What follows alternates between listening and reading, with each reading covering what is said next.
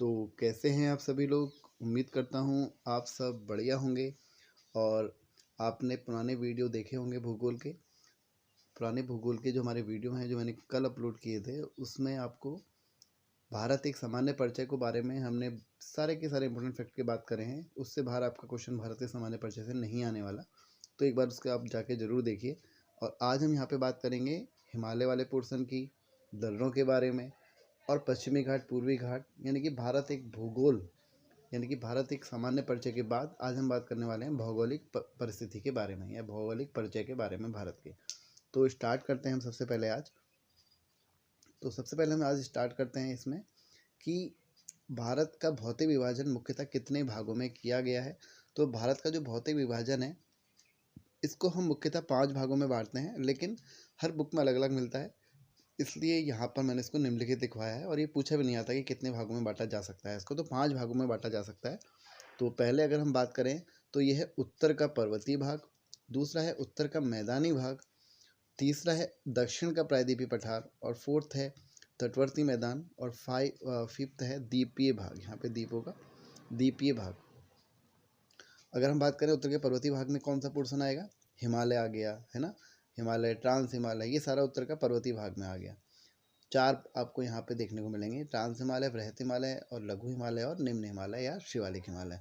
उत्तर के मैदानी भाग में आपको गंगा ब्रह्मपुत्र का मैदान देखने को मिलेगा। और दक्षिण का प्रायद्वीपीय पठार, आपको पता है प्रायद्वीपीय हमारा कौन सा वाला हिस्सा है, ये वाला, कन्याकुमारी, गुजरात से लेकर कन्याकुमारी, ये वाला एरिया जो हमारा पूरा है ये प्रायद्वीपीय पठार के अंतर्गत आता है। अब बात करेंगे तटवर्ती मैदान, तो तटवर्ती मैदान में ये वाला पोर्शन हो गया है ना, तट वाला एरिया हो गया पूरा। बात करेंगे द्वीपीय में, तो जैसे यहाँ पर क्या है, अंडमान, और यहाँ पर क्या है, लक्षद्वीप। तो इसके बारे में बात करेंगे। तो पांचों में हम कुछ इसको इस तरीके से यहाँ पर हम पढ़ने वाले हैं। उत्तर का पर्वतीय भाग में ये हिमालय वाला पोर्शन, मैदान में ये वाला, ठीक है। तो कुछ इसके इस तरीके से हम इसको देखने वाले हैं आज। तो स्टार्ट करते हैं हम। इसमें जो पहला है हमारा वो है उत्तर का पर्वतीय भाग में, पहले है ट्रांस हिमालय, दूसरा है बृहत हिमालय, जो बाहर वाला हिमालय, जो सबसे ऊंचा हिमालय जहाँ पे एवरेस्ट भी है, उसके बारे में बात कर रहे हैं, बृहत हिमालय उसी को बोलते हैं। तीसरा है हमारा यहाँ पे लघु हिमालय, और फोर्थ है बाह्य हिमालय। ये सबके नाम है। इसमें बृहत हिमालय को हिमाद्री भी बोलते हैं, सर्वोच्च भी बोलते हैं, महा हिमालय भी बोलते हैं। एग्जाम में आपसे कैसे भी पूछा जा सकता है, इसलिए इसको इसी तरीके से यहाँ पे लिखा गया है। और लघु हिमालय को लघु भी बोलते हैं, मध्य भी बोलते हैं, हिमाचल भी बोलते हैं, है ना। हिमाचल इसलिए बोलते हैं कि इसका अधिकांश भाग हिमाचल प्रदेश के अंतर्गत आता है। बाह्य हिमालय और शिवालिक हिमालय या निम्न हिमालय भी इसको बोला जाता है। तो आपको नाम याद होने चाहिए। आगे देखते हैं हम ट्रांस हिमालय के बारे में बात करते हैं। सबसे पहले देखो, ट्रांस का अर्थ होता है पार। ट्रांस का अर्थ क्या होता है, पार। तो हिमालय के पार वाला जो पर्वत है उसको हम बोलते हैं ट्रांस हिमालय। सबसे पहली बात हमको याद रखना है, यह हिमालय का भाग नहीं है। क्या है, ट्रांस हिमालय हिमालय का भाग नहीं है। इसका निर्माण कब हुआ है, हिमालय से भी पहले हो चुका था इसका निर्माण।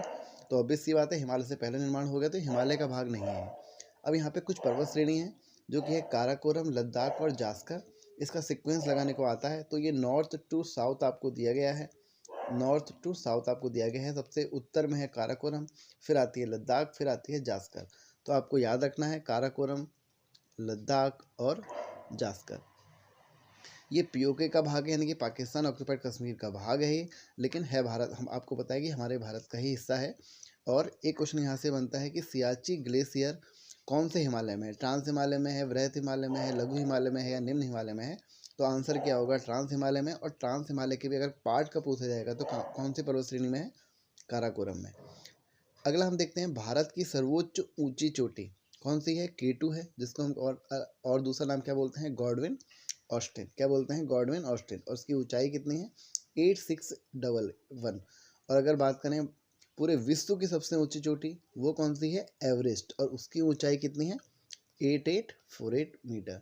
तो ये एवरेस्ट की ऊंचाई है। और ये क्या है, भारत की सर्वोच्च चोटी की ऊंचाई है 8611 मीटर। देखो यहाँ पे चोटी से एक क्वेश्चन और बनता है एग्जाम में, पूछा जाता है कि भारत की हिमालय की सबसे ऊंची पर्वत चोटी। देखो ये सर्वोच्च चोटी तो है, बट ये कहाँ पर स्थित है, ट्रांस हिमालय में, है ना।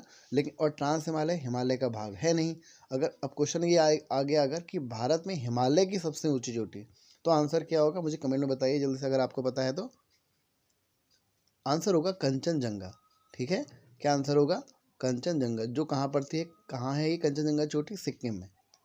ठीक है, सिक्किम में ये चोटी है। सिक्किम में 2 दर्रे भी हैं, कौन कौन से हैं? नाथुला और जोजिप्ला। आगे देखेंगे, बात करेंगे उसके बारे में, दर्रों के बारे में। अब एक क्वेश्चन आजकल एग्ज़ाम में बहुत धड़ल्ले से, या ये कह दें कि बहुत ही ज़्यादा पूछा जा रहा है कि भारत की जो सर्वोच्च चोटी तो हमने देख ही लिया, ट्रांस हिमालय, और ये अगर ये वृहत हिमालय है तो इसके बीच में कौन सी जो लाइन है, या कौन सी हम कह सकते हैं जोन है, जिसके द्वारा ये एक दूसरे से अलग होते हैं। तो ये ट्रांस हिमालय हो गया और ये वृहत हिमालय हो गया। तो जो ये जो जोन है, इसको क्या नाम बोलते हैं? Indo Tsangpo suture zone. क्या नाम बोलते हैं? Indo Tsangpo suture zone. तो ट्रांस हिमालय वृहत हिमालय से किसके द्वारा अलग होता है? इंडो सांगपो सचर जोन के द्वारा अलग होता है। ये कोई आपको फिजिकल देखने को नहीं मिलेगा, ये एक काल्पनिक आप इसको बोल सकते हैं, है ना, याद करने के लिए या पढ़ने के लिए, अध्ययन करने के लिए, इस हिसाब से इसको बनाया गया है। हमने बात कर ली ट्रांस हिमालय की। जो दूसरा आएगा हमारे पास वृहत हिमालय, जो कि मोस्ट इम्पोर्टेंट, आपको पता है कि पर्वत श्रेणी है हमारे एग्जाम के लिए भी। इसकी औसत ऊंचाई भी कई एग्जाम में पूछी गई है, जो कि है 6000 मीटर, और किसी किसी बुक में आपको 6100 मीटर भी देखने को मिलती है। तो दोनों ही सही हैं। तो वृहत हिमालय, और सबसे पहली लाइन यहाँ पे क्या लिखी है? हिमालय की सबसे ऊंची श्रेणी। जितनी भी पूरे विश्व की सबसे ऊंची श्रेणी है, सबसे ऊंची पर्वत चोटियाँ हैं, वो आपको वृहत हिमालय में ही देखने को मिलती हैं। तो बात करते हैं हम सबसे ऊंची, विश्व की सबसे ऊंची पर्वत श्रेणी कौन सी है? एवरेस्ट। किसका भाग है? ये वृहत हिमालय का भाग है, ट्रांस हिमालय का भाग नहीं है, है ना। किसका भाग है? एवरेस्ट वृहत हिमालय का। या इसको और क्या बोलते हैं? हिमाद्री भी बोलते हैं, है ना, या महा हिमालय भी बोलते हैं, या सर्वोच्च हिमालय भी बोलते हैं। तो ये किसका भाग है? एवरेस्ट। एवरेस्ट वृहत हिमालय का भाग है। ऊंचाई याद करनी है, एग्जाम में पूछी गई है बहुत बार। दूसरी है नंदा देवी, जिसकी ऊंचाई है 7016, 7016 या 17 दोनों लिखा रहता है एग्जाम में, ये भी आपको याद रखनी है, नंदा देवी। और फिर तीसरी एक और हम देख रहे हैं, जो कि है कंचनजंगा, जो कि हमारे भारत में हिमालय की सबसे ऊंची चोटी है। यह है 8598 मीटर, और नंदा देवी उत्तराखंड की सबसे ऊंची चोटी है। और दूसरे नंबर पे, पहले नंबर पर अगर नंदा देवी, तो दूसरे नंबर पे कौन सी है? उत्तराखंड में कामेट। ठीक है, कामेट। बात करते हैं अब, जैसे हमने देखा वृहत हिमालय और ट्रांस हिमालय के बीच में एक जोन था जिसका नाम था इंडो सांगपो सचर जोन, वैसे ही ये वृहत हिमालय है और ये निम्न हिमालय है, आपका ये लघु हिमालय है। तो वृहत हिमालय और लघु हिमालय के बीच में एक जोन है जिसका नाम क्या है? Main central thrust. किसके द्वारा अलग होता है वृहत हिमालय लघु हिमालय से? Main central thrust. ये एग्जाम में क्वेश्चन बन रहे हैं, इसलिए आपको याद करना पड़ेगा, रटना पड़ेगा। आगे देखते हैं हम हिमाचल लघु, मध्य हिमाचल जिसको बोलते हैं, लघु भी बोलते हैं और मध्य हिमालय भी बोलते हैं। इसकी जो औसत ऊंचाई है वो है 3700 मीटर से 4000 मीटर तक, और इसकी मुख्य पर्वत श्रेणी है पीर पंजाल। पीर पंजाल, धौलाधर और मसूरी, नागटिब्बा इसकी क्या हैं? प्रमुख पर्वत चोटियाँ हैं। और लघु हिमालय, अगर ये लघु हिमालय है और यहाँ पे शिवालिक हिमालय है, तो ये जिसके द्वारा अलग होता है उसका क्या नाम है? Main boundary fault. ठीक है, जैसे पहले में इंडो सांगपो सचर जोन, फिर उसके बाद मेन सेंट्रल थ्रस्ट, उसके बाद कौन सी आपकी जोन आपको देखने को मिल रहा है? Main boundary fault. आगे बात करते हैं शिवालिक हिमालय। शिवालिक हिमालय जिसकी औसत ऊंचाई है कितनी? 900 से 1200 मीटर, और यह हिमालय का नवीनतम भाग है। ये इंपॉर्टेंट फैक्ट है, मोस्ट इंपॉर्टेंट फैक्ट है, आपको याद रखना है कि शिवालिक हिमालय हिमालय का नवीनतम भाग है। और वैसे अगर हिमालय की बात करेंगे तो हिमालय सबसे नवीन पर्वत श्रेणी के अंतर्गत आता है ना। विंध्याचल, अरावली ये प्राचीन पर्वत श्रेणी के अंतर्गत आते हैं। प्राचीन और अवशिष्ट शब्द इनके लिए यूज होता है। तो देखते हैं आगे, शिवालिक और लघु हिमालय के बीच में कुछ घाटियां हैं, जैसे काठमांडू घाटी, और भी कई घाटियां हैं। आगे हम देखते हैं, पश्चिम में इन्हें दून कहा जाता है, पश्चिम में इन्हें दून या द्वार कहा जाता है, जैसे देहरादून या हरिद्वार। अब एक क्वेश्चन हमारे उत्तराखंड में बनता है कि शिवालिक की दक्षिण में कौन सी, दक्षिण में क्या है? तो शिवालिक के दक्षिण में क्या है? भाबर, है ना। भाबर में हल्द्वानी वगैरह ये एरिया सब भाबर में आया। फिर तराई में उधम सिंह नगर और उससे नीचे का एरिया आया। तो पहले भाबर, फिर तराई। तो शिवालिक के दक्षिण में क्या हो गया? भाबर, और भाबर के दक्षिण में क्या हो गया? तराई। ये क्वेश्चन एग्जाम में बनता है यहाँ से। तो आगे चलते हैं।